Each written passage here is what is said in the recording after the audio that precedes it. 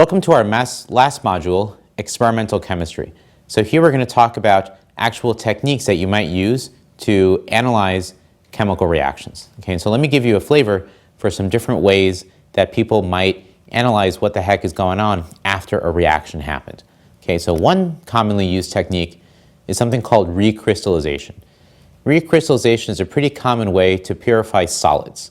And so the idea is that solids and other impurities, which might also be solids, can be separated from each other by what's called selective dissolution, which basically means that some of the things will dissolve and some of them will not.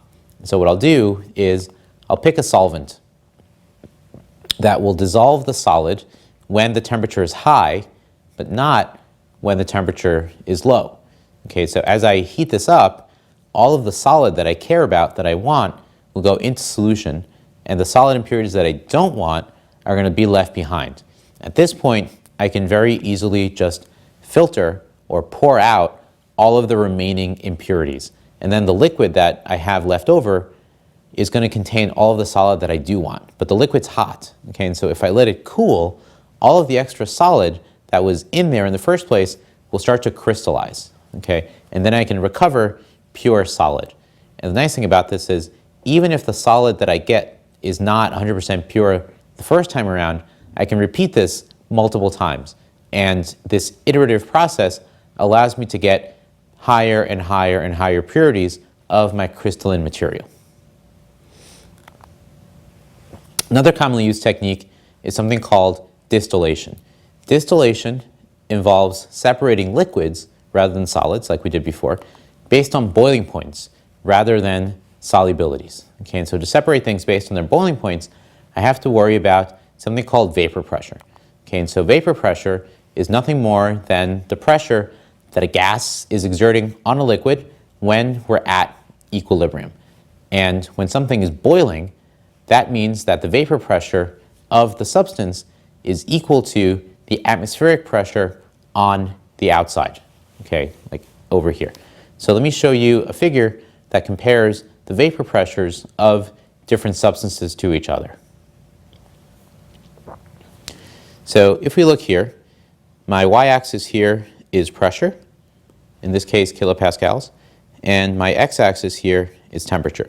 And these are vapor pressure curves for different substances, okay, diethyl ether, ethyl alcohol, water, and ethylene glycol. And you can see that for all of these things, as temperature increases, vapor pressure also increases.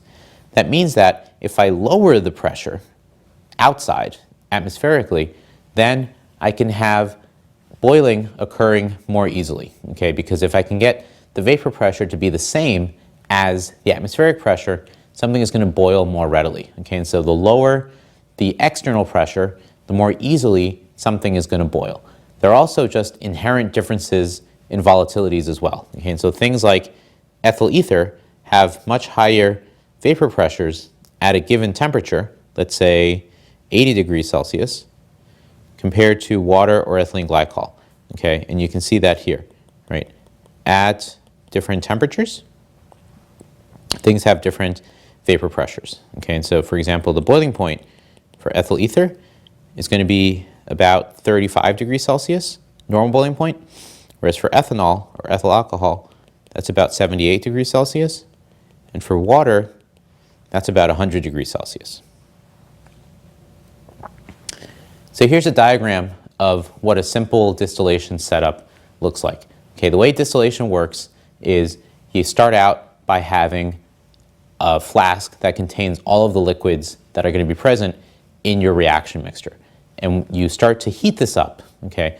And when you heat it up, the liquid starts to boil, or at least whatever is more volatile starts to boil. Okay, and so the more volatile things start to go up, and eventually they cross into something called the condenser. So the condenser, as the name implies, condenses the gas. The condenser is really just a tube inside of another tube. And on the outer tube, I have water that is circulating across the condenser, cold water that circulates around the condenser. Okay, and so water goes in over here, water goes out over there, And the idea is that I have vapor being produced this way, which is hot. So when the hot vapor is in kind of close contact to the cold water, I have an exchange of heat. Okay, heat gets transferred. The water warms up a little bit, right? It gains some energy from the vapor, but more importantly, the vapor loses energy. And so when the vapor loses energy, it actually undergoes a transition and cools back down into a liquid. So that by the time it leaves over here in my receiving flask, it's a liquid. So this is what allows me to separate liquids from each other based on their boiling points, right? I temporarily convert something into a gas, and then I collect it as a liquid again, thanks to this condenser. So this is called simple distillation. So then the next thing I want to show you is something called fractional distillation. Fractional distillation is more useful when the mixture has liquids that are a little bit closer together in their boiling points, right? Maybe they differ by like 10 degrees Celsius or so. So I can't really do a simple distillation and expect to get good separation.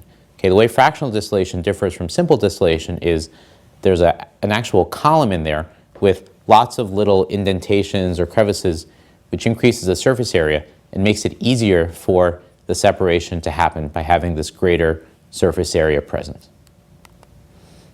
Okay? So this will hopefully give me purer compounds. And then the last thing I want to tell you about is something called extraction. Extraction is a technique that is used to purify either liquid-liquid or liquid-solid systems. These are based on different intermolecular forces and polarities. Okay, and so they're used pretty commonly in organic reactions to kind of remove substances from each other. Just like crystallization, we can do this iteratively as well. And when you do this iteratively, you can do it under the same conditions to get a higher recovery, just more and more stuff out of your extract, or you can do it under different conditions to get different compounds present. Okay, for example, natural product isolation. You may have heard of these people who go to kind of exotic locations like tropical islands, and they find something in like a leaf or a mushroom or something like that that has some kind of medicinal purposes. And what they do is they extract it from these kind of materials by techniques like this, right? They take the leaf or the mushroom and they kind of crush it up, and then they expose it to different solvents, like maybe water or alcohol or dichloromethane or chloroform or various things. And each of these solvents is going to extract different compounds because it's going to dissolve different kinds of substances. And then they would go and analyze each of these different fractions, or each of these different extracts, and see what's in there and what has maybe a desired biological effect.